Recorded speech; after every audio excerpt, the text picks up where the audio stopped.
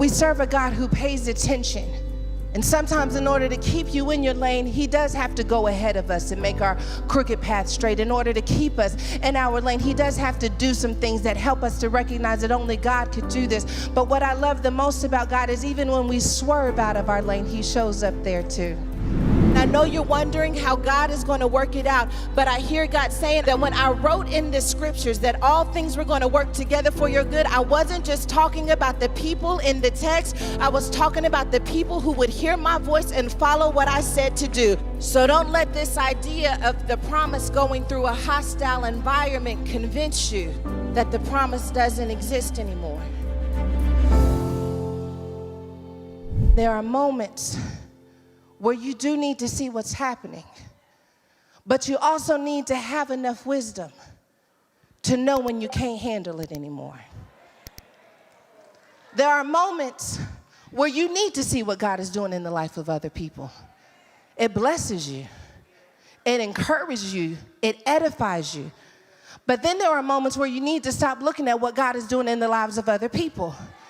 Because when you finish looking at what God is doing in the lives of other people, you come back over to your life and you're like, God, I don't even see you moving at all in my life. I see this person got married. I see this person got the finances. I got to pay attention to what's happening in my life. And what we learn when we bring our attention back to what God is doing in our lives is that we serve a God who sees us. Sometimes we have these moments where we make it seem like blessings just fell into our lives. The blessings didn't just fall into our lives. We serve a God who paid attention to what we needed and gave it to us right when we needed it. If I had about 10 seconds and about 10 old school church folks, we could have testimony service in this room. And we could talk about those moments where God showed up in our lives in such a way that there was no denying that you were paying attention to me. You see, God has just blessed some people, but God has done some things in my life that helped me to recognize that you were paying attention to me. You knew exactly what I needed in that grief. You knew exactly what I needed when I was going through that pain. You knew exactly what I needed. No one but God could have known that I needed that word when it came. No one but God could have known what I needed out of that worship service. But God, you pay attention to me. It gives me a Psalms 3 praise where I start thinking like David thought in Psalms 8. In Psalms 8, David said, how is it that this God who considers the heavens and the works of your fingers, the moons and the stars which you have ordained, God, you set the ocean in motion. You put the sun in the sky. You place the stars over the galaxy. Who am I that you are mindful of me, that you pay attention to what I need? Little old me, God, I barely paid attention to you, but you paid attention to me. You knew I wouldn't have the father, but you gave me the uncle. You knew I wouldn't have the family, but you gave me the teacher. God, you didn't just leave me with nothing to pull from. You paid attention to what I needed. He paid attention to me. He paid attention to what I needed. He paid attention to the areas where I had brokenness. He's already gone ahead of you. That means that I'm paying attention before you even step into the room, that you'll have the right people when you get into the room. He's paying attention right now in this moment when you feel lost and forsaken and confused. God says, I'm paying attention. When we talk about him restoring what the locusts have eaten, we're talking about a God who paid attention to everything you lost along the way. I'm paying attention to everyone who walked away. I'm paying attention to everyone who betrayed you, because when the time is right, when you step into restoration, you're going to see that I didn't leave you. When you step into restoration, you're going to see that I understood what you needed along the way. I know your life feels random. I know it feels like you're scattered all over the place, but God says I paid attention to everywhere your foot treaded. I paid attention to everything they said. I paid attention to every dream. I paid attention to every hope. I paid attention to every desire. I paid attention to you. Oh God, who am I that you would be mindful of me? God knows how to stay in his lane and your lane too. That's what that verse shows me in Psalms 8. That I know how to stay in my lane. I can still run the galaxy. I can still sit high and lift it up. but I also know how to get down into what bothers you. That's the whole thing with me being omnipresent. I know how to be everywhere all at the same time. I can be in your lane and my lane. I can be in her lane and your lane. Just because I'm doing it in her life, it doesn't mean that I'm not doing it in your life too. I know how to be in everybody's lane at the same time. And I'm paying attention to what you need. And I'm paying attention to what hurts you. And I'm paying attention to what's still dormant inside of you. We serve a God who pays attention. We pay attention. God pays attention because he recognizes that I'm trying to keep you in your lane. And sometimes in order to keep you in your lane, he does have to go ahead of us and make our crooked path straight. In order to keep us in our lane, he does have to do some things that help us to recognize that only God could do this. But what I love the most about God is even when we swerve out of our lane, he shows up there too.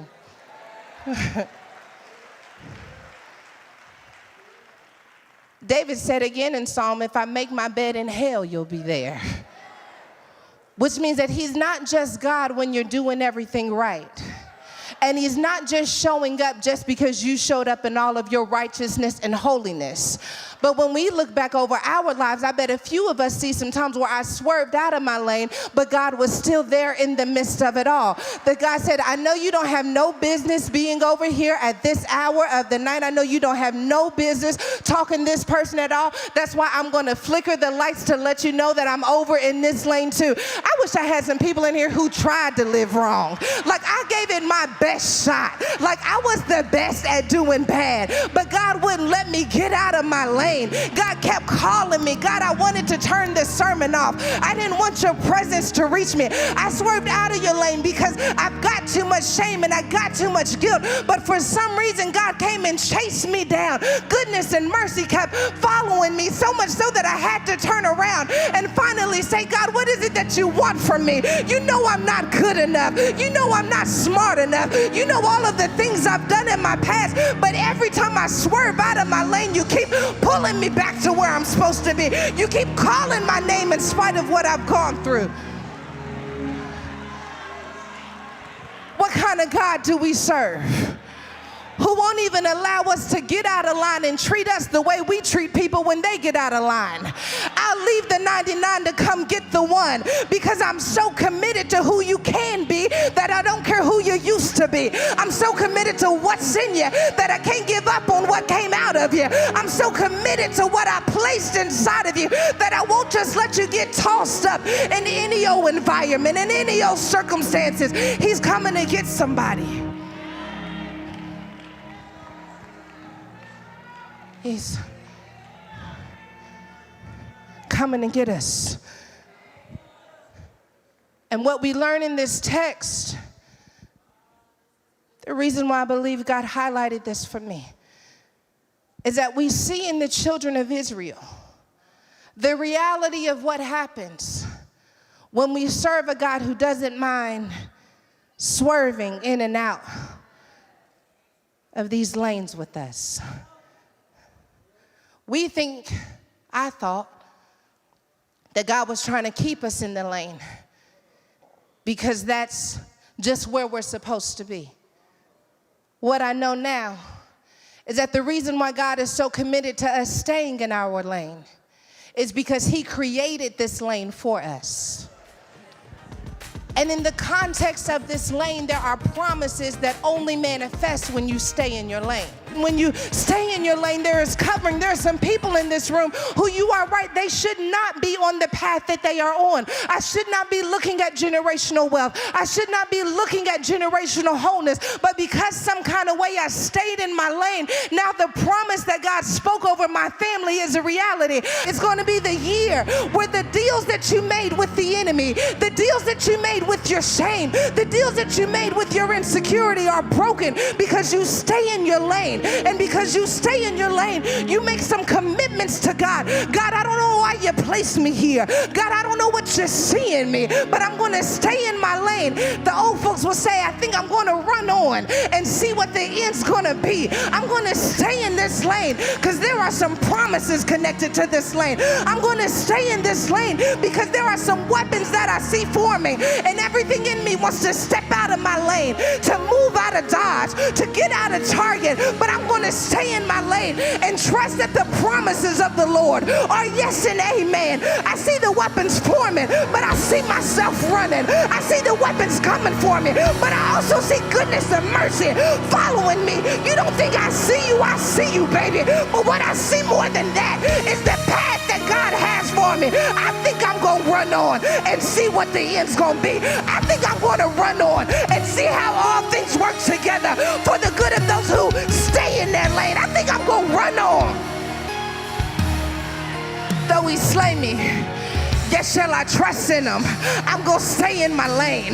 Though the weapons are formed, I'm going to stay in my lane. Though they talk about me, I'm going to stay in my lane. Baby, this is my lane. He created this lane for me. Can't nobody do my lane the way I do my lane. I can't give up on my lane, because if I give up on my lane, a generation may not be saved. So I'm going to stand flat-footed in the lane God gave me. The enemy's trying to run somebody out of position. The enemy's trying to scare you out of position. I hear God saying, you're wondering what the strategy is. The strategy is stay focused on the lane. The strategy is stay focused on the call. The strategy is stay focused on the mission. That's my strategy. I don't have a 10-point business plan. I don't have pages and pages of a PowerPoint. All I got is me staying in my lane. All I got is what God told me. When God flipped the script, I'll flip the script. But if we still doing this, God, I'm still the one for the job. If we still going at it, I got you when you in your lane. I can rescue you when you swerve. But if you want all of heaven's resources to back you up, I can't back up no foolishness. You got to get back in your lane. If you want all of heaven's you want demons to tremble, you got to get back in your lane. You want hell to get nervous, you got to get back in your lane. I know you've been scared. I know you've been depressed. We got to have a multi-lane highway in this joint. I need about 6 or 7 of you.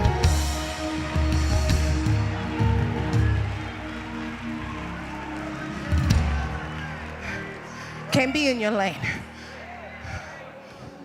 I got to be in my lane. I can't do what you do.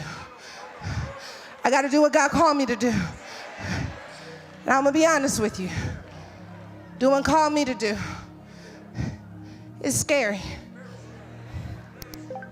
It's not easy. People don't swerve out of the lane because the lane was easy to navigate. Ooh. It's scary in that lane. I see you, mama. Somebody's been waiting to feel like, when am I gonna feel the strength of the new year? When I'm gonna feel the momentum? I'm used to feeling a certain thing and it just hasn't turned the corner yet. God said it's supposed to feel like that. Because your lane is getting narrow. Oh, God. I'm gonna be honest, this text got on my nerves. I'm just preaching what God gave me. Because in Numbers 14, we see the lane, it's getting narrow. The cost of swerving at this point is detrimental. Oof.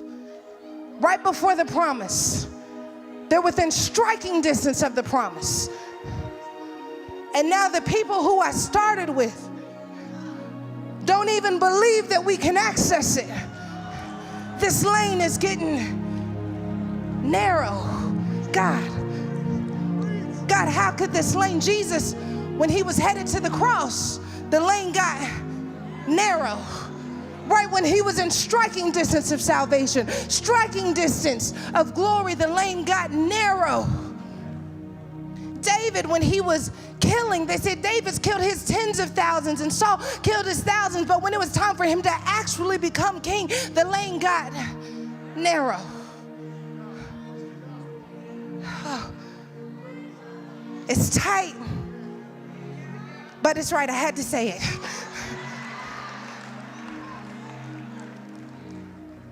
Lane is getting narrow for them. And Caleb and Joshua and Moses and Aaron are one of the few who believe that they can navigate narrow lanes. Oh, God. The other children of Israel, they want to go back where the wider lanes are. Even if the wider lanes are in the wilderness. Quite literally, they say, let's get another leader and go back to Egypt. Because this lane is too narrow. There's not enough room in this lane for your fears, for your pride, for your ego. This lane then got too tight. For your associates and your comfort zone, this lane has gotten too tight. This righteous lane has gotten too tight. This integrity lane has gotten too tight. I'm starting to lose people, and it would be okay if it was just momentary, but the lane is getting narrow and I still got work to do. God highlighted to me when I was reading this word that many of us are more like those who want to go back than those who want to stay. How do I know this? Because what the children of Israel say in this moment, those who want to go back, what they're saying is really quite practical. They're saying that the land is already inhabited. And those who are inhabiting the land are mightier than us. They are more powerful than us. You will know that you are beginning to talk yourself out of the lane that God has curated for you when you become more practical than you do miraculous. You see, this lane didn't start in the practical. It started in the spirit. When he brought them out of Egypt, it was a miracle. The plagues he brought, God front-loaded them with miracles so that you would understand that this is starting as a miracle. There is nothing practical about a baby being placed in a basket, being drawn out by exactly the right family, fleeing, then coming back because of a burning bush. This all started in miracles. And if God starts it miraculously, you don't get to make it practical.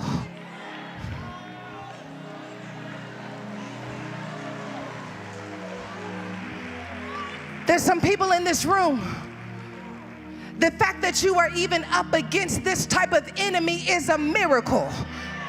Because of where you came from and what you've had to work with. You shouldn't even be facing off with the type of giants that you're facing off with. You shouldn't even be talking about the type of generational blessings that you're talking about. This is a miracle that you even think the way you think, that you even have the desires that you have. This started in the spirit. This didn't start with something you started on Instagram. This didn't start with something someone else told you. Somebody said something that confirmed what God had already placed on the inside of you. It started in the spirit.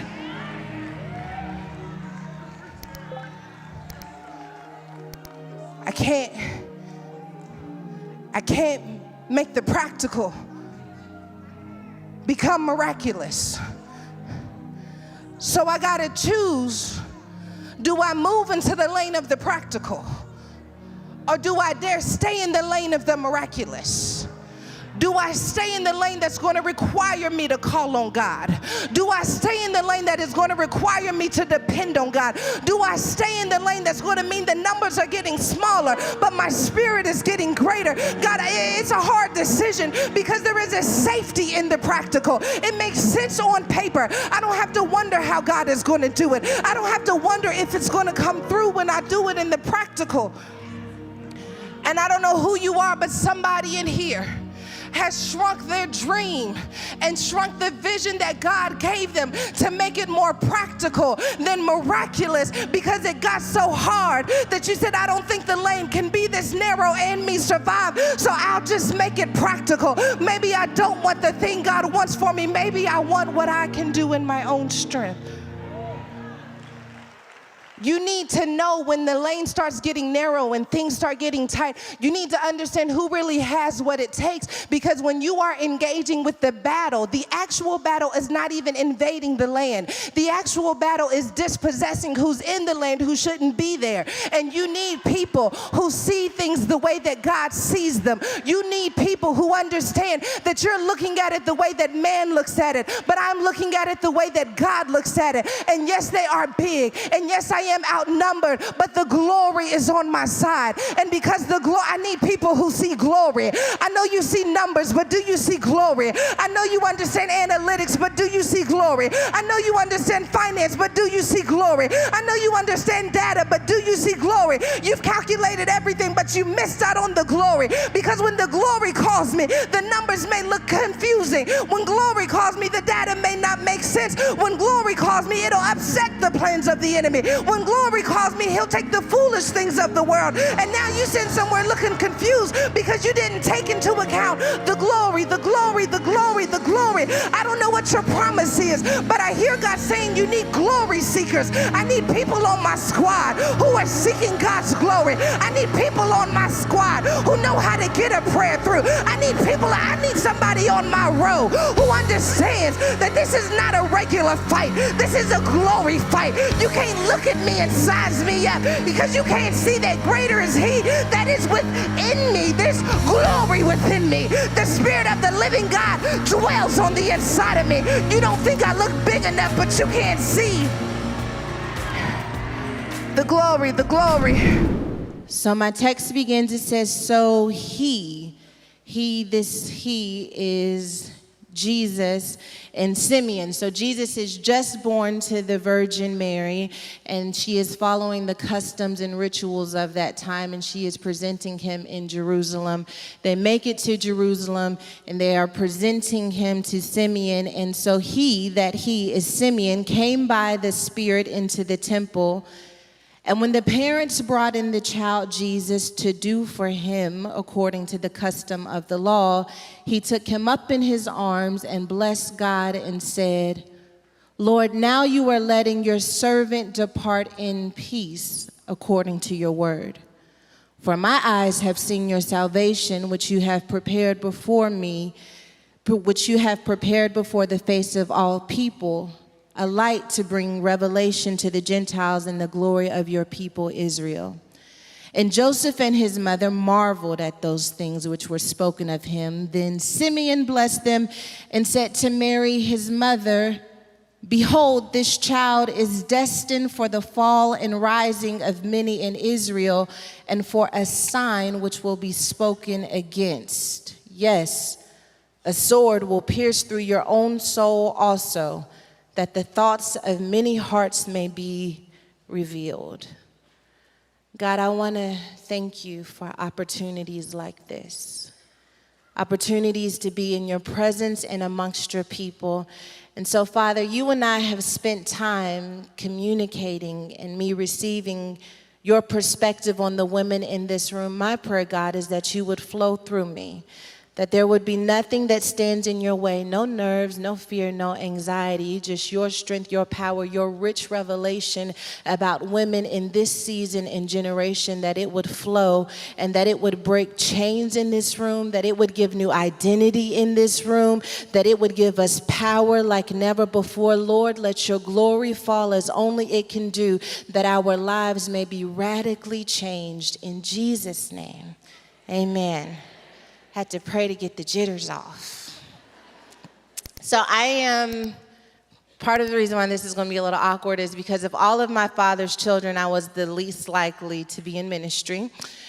And because I thought the Bible was boring, which Lisa already told me I was boring. It wasn't the Bible, it was me, it's fine. But part of my mission in life is to make it less boring for people. And so I like to share ministry in a way that is relatable. Part of what I think God wants me to do, I'm just waiting for confirmation, is to create an Ebonics version of the Bible. I don't have a release yet, but I feel like it's going to happen before it's all said and done. In this Ebonics version of the Bible, I would just jump right into the story, So Genesis would just begin with Eve just going and telling us how she messed it all up for everybody. But it's Ebonics, so she's got to say it in a way that we can understand. She would be like, in the West Garden of Eden, I was born, put out and raised. By the Euphrates is where I spent most of my days. Chilling out, maxing and relaxing, all cool, till a creeping little serpent came up and messed up my groove. It's Ebonics. It's going to be amazing. It's going to take off. You guys should pre-order it on Amazon right now. Sell like hotcakes. The only thing that I haven't quite figured out for my Ebonics version of Eve's story in the Bible is how I'm going to explain the beef that took place between her and the serpent.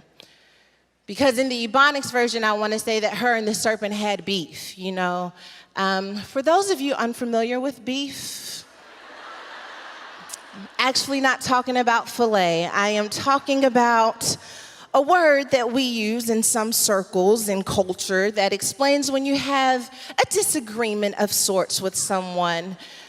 Yeah, I would say that they had beef, but I love the way the King James Version puts it. It says that they have enmity.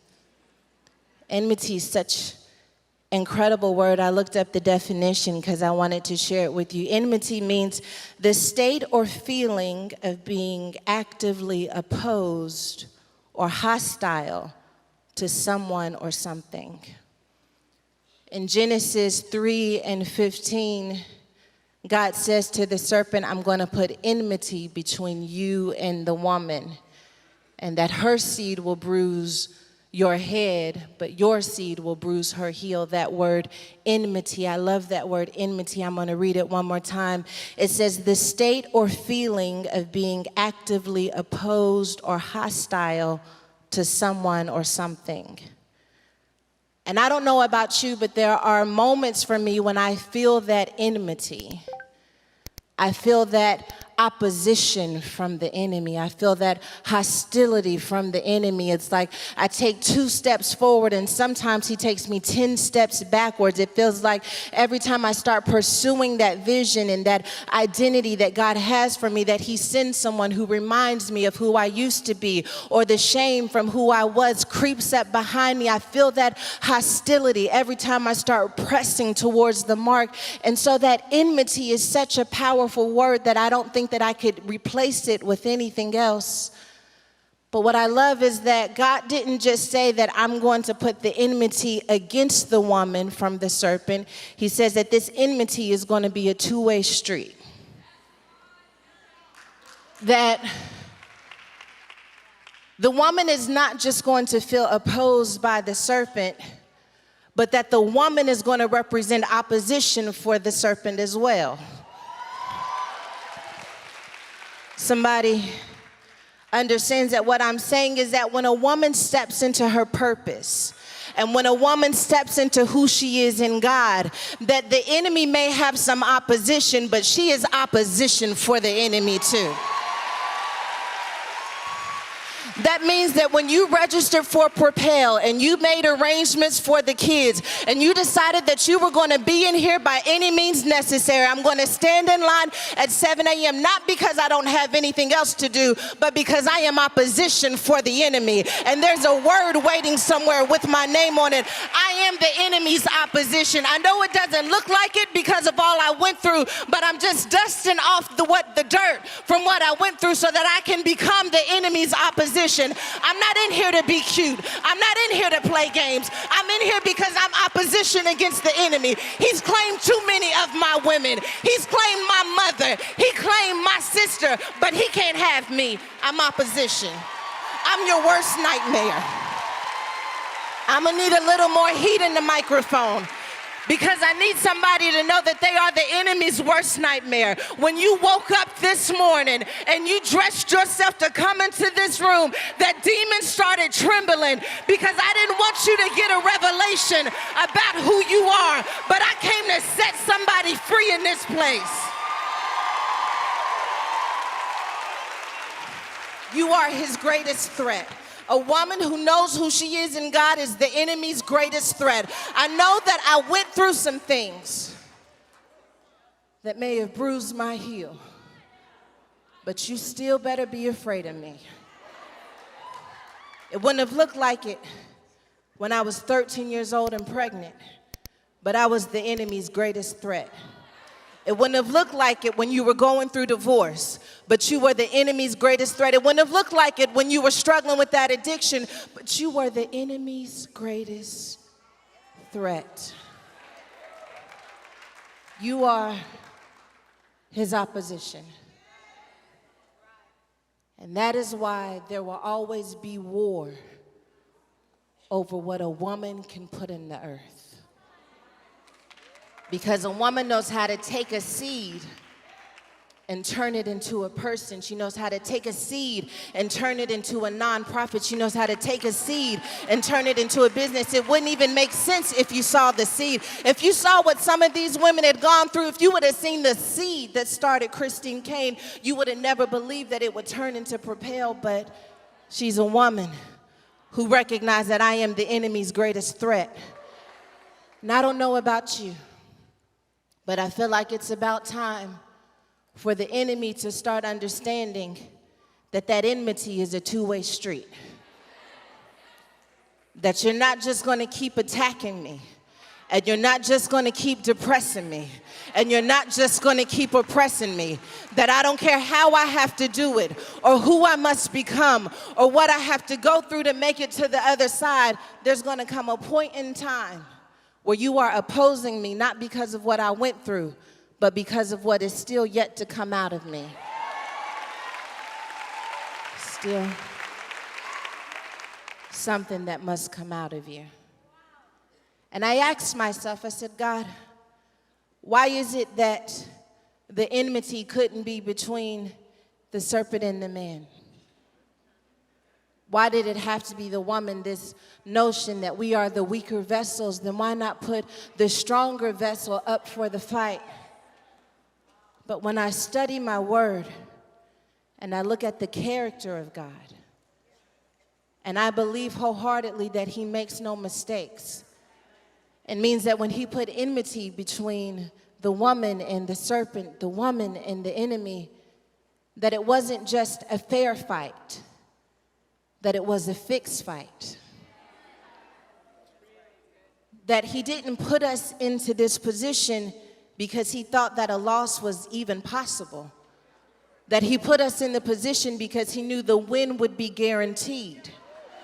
That means that not only is it fair, which means that if you roll up your sleeves and you be who God has called you to be, and you start trusting what he says about who you are and what you can do in the earth, that the fight is going to turn in your favor. I hear God telling somebody, you're the woman for the job. I know what the doctor said about the cancer, but I hear God saying, you're the woman for the job. That I put you in a fight that was already fixed. That I put you in a fight that you were bound to win. I know the child is acting crazy. I know they're cutting up on the job, but you are the woman for the job. If you don't hear anything else I say in this place, I want you to know that there is nothing that is happening in your life that is designed to take you out. That thing is designed to birth the best version of you. My girl, my sister, you are the woman for the job. When the enemy tried to make me feel nervous, I told the enemy, you can't have my mind today, because I'm the woman for the job. I'm going to do flat-footed what God has called me to do, because I'm the woman for the job. I'm the woman for the job. Somebody's got to start prophesying over that situation that's trying to tell you you're not going to make it. Honey, I'm the woman for the job. I'm going to raise that child anyway. I'm going to start that business anyway. I don't care what the bank said. I don't need a bank. My God shall provide all of my needs. I'm the woman for the job, baby. I'm the only one who can do what I do the way that I do it.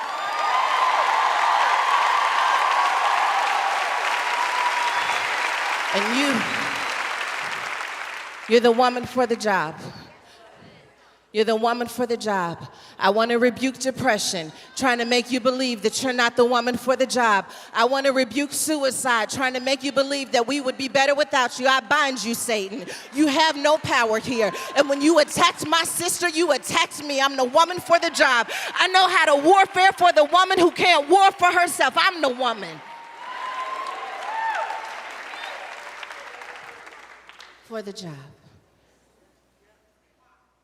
So, when we talk about positioning and the way that life has the tendency of putting us in positions that we don't always feel qualified for, I can't help but think about Mary and how God saw that she was the woman for the job, even though Mary initially didn't believe that she was the woman for the job. Man, I can relate to that. Someone says, Pastor, I want to believe that I'm the woman for the job, but if I'm honest, I don't feel qualified. I'm in position, but I don't feel qualified for the position I'm in.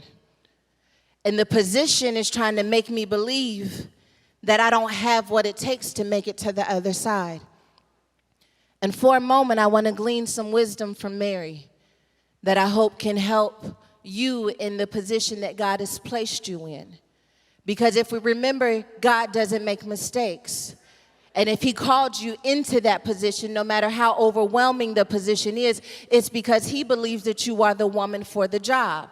And so our task then becomes to ask God, what is it that you know about me that would have you place me in this position? Because if you place me in this position, then you know something about me that I don't know yet. And sometimes our greatest prayer should be, God, would you open up my eyes so that I can see who I am supposed to be in your kingdom, that I would not compare myself to everything that came before me or the things coming up behind me, but that I would trust that you place me in this position because no one else could do it like me but me. Mary teaches us that the most powerful thing that any of us can do when we have this feeling is to go anyway. Yeah.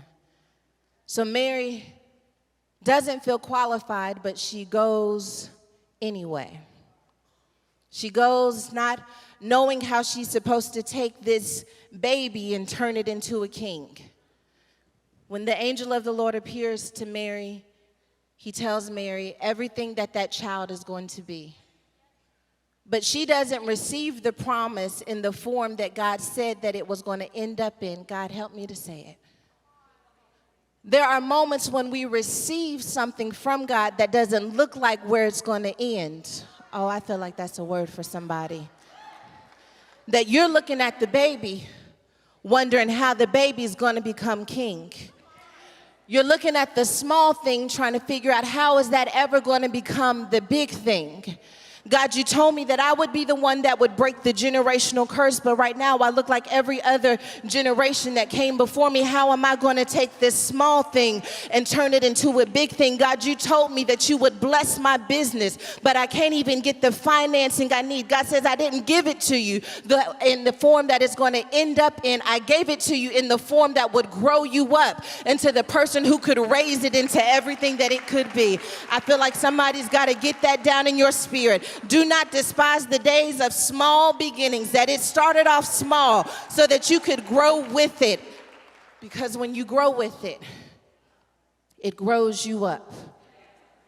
When you grow with it, it grows you up. And so Mary teaches us the power of going anyway. She questions her ability initially, but ultimately, she chooses to trust God's plan for her life. Mary chose to just go anyway. Sometimes you have to just go anyway. God gives you what you need as you go. And sometimes we want all of the answers, and God, I want to know how you're going to do it. I'm not saying I won't go. I'm just saying, can you tell me exactly how it's going to happen?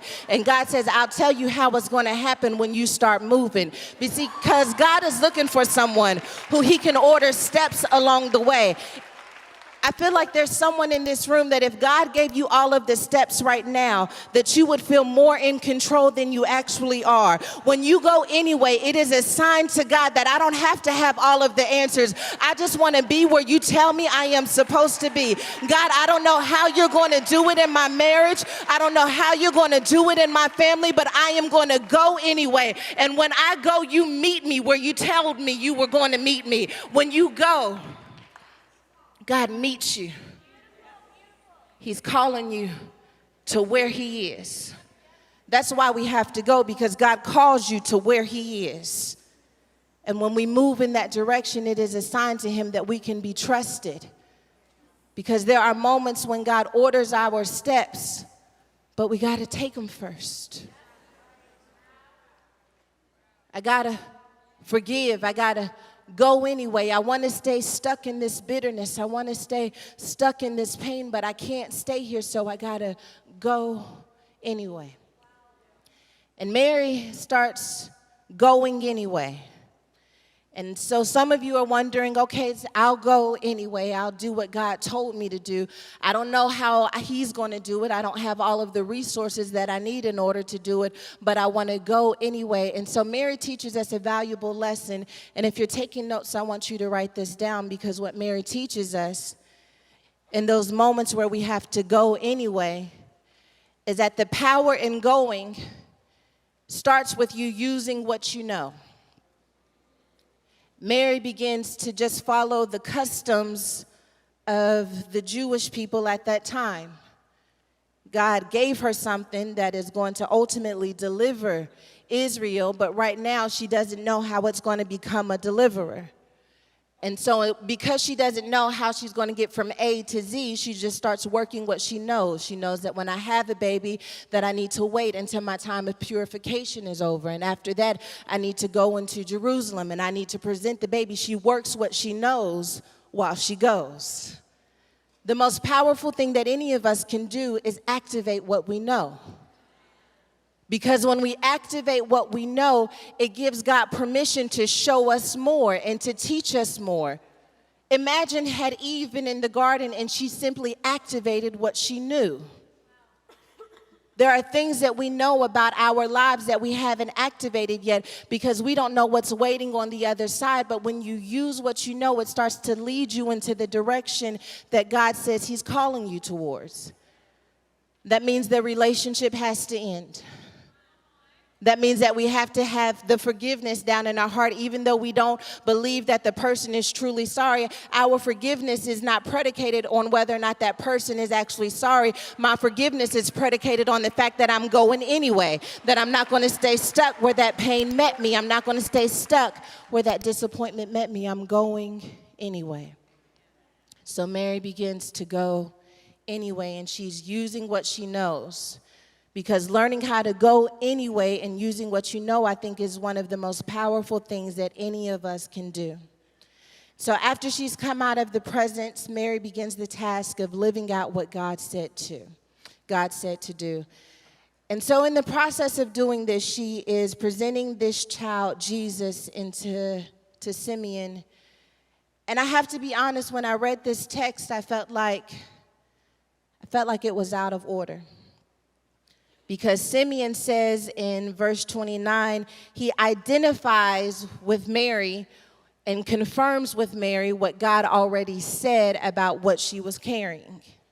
He says, Lord, now you are letting your servant depart in peace according to your word. For my eyes have seen your salvation, which you have prepared before the face of all peoples, a light to bring revelation to the Gentiles. Mary already knew all of those things, that is what she was carrying, and that's who the child would become. So in many ways, this is confirmation for her. But then Simeon says something that seems like it is contradicting what he just said. Because he says, behold, this child is destined for the fall and rising of many in Israel, and for a sign which will be spoken against. Yes, a sword will pierce through your own soul. When the angel of the Lord came, he didn't say nothing about no swords. Let's see, Ebonics version slipping out again.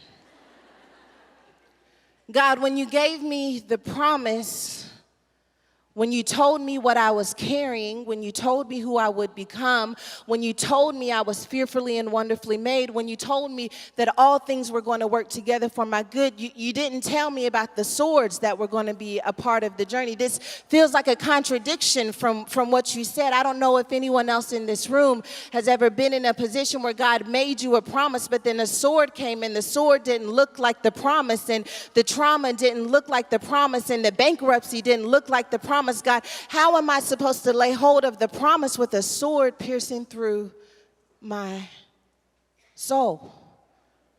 I felt like Simeon should have given the bad news first and then the good news. I felt like he should have said, all of these things are going to happen, but he's going to be resurrected and everything's going to be okay in the end. But for some reason, it doesn't work like that. He gives the revelation and the promise first, and then he gives the process afterwards. Because it is not on Simeon to remind you what the promise is. It is on us to remember what the promise is in the middle of the process. When I was studying, all I could hear was God said, I put the but first. I put that thing that you thought should be the but at the end of the bad news, I said it first. And then I started looking back over my own life and all of the moments where I felt like a sword was piercing through my own soul, where I was waiting for God to say, but this is going to work out in the end, and but you're going to be healed, and but all things are going to work together for your good. But God says, I'm not going to repeat what I already told you. I put the but first. And I just came to Fort Lauderdale, Florida to let somebody know that I know it took a lot for you to get into this room. And I know you're wondering how God is going to work it out, but I hear God saying, I put the but first. That when I wrote in the scriptures that all things were going to work together for your good, I wasn't just talking about the people in the text. I was talking about the people who would hear my voice and follow what I said to do. That means that at the end of the day, the bet is still on. At the end of the day, the promise is still yes and amen. That means that no weapon formed against you will prosper. I put that in there first. I know you're looking at the weapon, but I'm telling you it won't prosper. I know you're looking at the depression, but I'm telling you the joy of the Lord is your strength. I know you're looking at the struggle, but I'm telling you that when it's all said and done, though he slays you, you can trust in him. I put the but first. That means that you got to start telling your situation, I know what it looks like, but I know what God said first. And I'm hanging on to what God said first in the middle of what's taking place. I don't let the middle shake me. I remember what God said first. God said I was fearfully and wonderfully made. God said that I was going to make it to the other side. God said that his spirit would overtake me and it would show up right on time. I put the but. I put it first. I put it first. So don't let this idea of the promise going through a hostile environment convince you that the promise doesn't exist anymore. Because that hostility, remember, is a two-way street. And when we go silent, when we feel that hostility, it is one of the most dangerous things that we can do. Because then that hostility becomes a one-way street. And we start feeding off of the images of our past and the statistics about women like us and girls like us. Because that hostility is a one-way street. But all I wanted to do when I came here was to open up that other side of the street again and to give you permission to really be propelled for sure, to give you permission to really be activated again, to give you permission to get back in position and recognize that God is still working in the midst of everything that is happening, that our God is still in control and that he is looking for a few good women. I know they did a movie about a few good men, but I'm telling you, according to Genesis 3:15, that he is just looking for a few good women who wouldn't mind letting hell know you picked the wrong woman, you picked the wrong family, you picked the wrong marriage, you picked the wrong child. This hostility is a one-way street. I'm so sick and tired of the devil telling me who I can be and what I can do. You don't have no power here. When my Savior got on the cross, this hostility became a one-way street. It's a two-way street, baby. It's a two-way street. And I want to prophesy that when you leave this place, that eyes haven't seen and ears haven't heard what God is going to do down on the inside of you, not so that you can look good, but so that he can look good. I'm looking for women who don't mind making their life my stage. I'm looking for some women who don't mind making their marriage my stage. I want to be your stage. I want to be a stage for the glory to fall. I want to be a stage for the Spirit to fall. Everyone else can be scared when they read the news. That just makes me go harder, because I recognize that everything the enemy is trying to use for evil, that my God is going to turn it around for good. How do I know it for sure? Because he picked a few good women from Fort Lauderdale, Florida, to go to war with him as only they can do. And that's why it had to be you. Because he needed a woman who would get so angry and get so tired of having their back up against the wall that when everyone else would lay down and lie, she would wake up one morning and say, you know what, devil? I've had enough of you playing with my mind. I've had enough of you playing with my finances. I've had enough of you playing with my marriage. I wish I had some women in this room who didn't mind saying, I don't mind going to war with the devil. I'm not afraid of darkness because I carry the light. I'm not afraid of dying a flavor because I am the salt of the earth. I need some women. Just one or two of you, really. Because one of us could chase 1,000. Two of us could chase 10,000. I wonder if 100 of us got together in this room and decided that the days of women being oppressed and silent are over. That I've got something to prophesy over these dry bones. And I won't close my mouth until everything that God has put in me comes out of me like fire. Shut up in my bones. They gonna make me preach in Fort Lauderdale, Florida. I promised I wasn't gonna preach, but now I'm starting to feel like it's some devils in this room. And I came to run some devils out of Florida. I came to run depression out of Florida. I came to make a woman get back in position and to take her rightful place as a woman who has victory over the enemy. I got victory over that. I've got victory over addiction. I've got victory over cancer. I've got victory over everything that's been happening in my family. I've got victory over suicidal thoughts. I got victory over that. I know it doesn't look like victory. I'm telling you where it's going to end. You're looking at the middle, but I'm listening to what God said first. God said I was going to come out of this. God said that this thing wasn't going to take me out. I'm prophesying.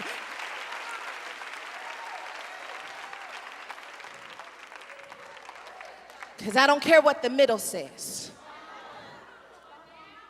I care what God said first. And the most powerful thing that ever happened to me is when I was 6 or 7 years ago. I decided that even though I got pregnant at 13, had my son at 14, even though I dropped out of college, even though I was waitressing at a strip club, even though I did all of these things that were supposed to disqualify me, the most powerful thing that ever happened to me is I went back to what God said first. I stopped looking at where I was in the middle, and I zoomed out of the picture. And when I zoomed out of the picture, all I could see was when I was formed in my mother's womb to where he promised me that I was going to make it to the other side. What is the other side? The other side is when his glory can be manifested through my life. And I realized that I could not say zoomed into where I was and let glory be manifested through my life at the same time. So I had to make a decision to clear the way for glory, to clear the way for his anointing to fall, to clear the way for him to show up. That's why Eve is really one of my favorite women in the Bible, because Eve found a way to clear the path for the seed that was meant to bruise the head of the serpent to be birthed. I love that Eve wasn't concerned with whether or not she would see the seed. All she was concerned with was setting the promise in motion. So Eve has Cain and Abel, and they had beef. But she did not allow the fact that Cain and Abel did not look like the seed that would bruise the head of the serpent to keep her from still producing. She chose to keep on producing even when the thing that was supposed to be the seed or could have been the seed died. She said, if that seed didn't work, then there must be another seed. If I had time, I would preach a message called Throw Another Seed at It. Because there are moments in life when the first seed doesn't look like the seed that is supposed to be the seed, and we shut down altogether when God really just wanted you to throw another seed at it. Eve throws another seed at it through Seth, and Seth becomes ultimately the first line of redemption that would lead us to Jesus. So all Eve decided to do really was not focus on whether or not she would see it, but whether or not she could do something that would just set it in motion. That's my prayer for you. Activate. Is that you would not be so consumed with whether or not you are the one who actually pulls everyone over to the other side. That you would not be so concerned with whether or not your business that is just starting off becomes a Forbes company. Right now you're thinking too big that you have to work what you know until you get to where God said you would go. So the only thing that I want you to focus on is setting something in motion. If you set it in motion, God will do the rest.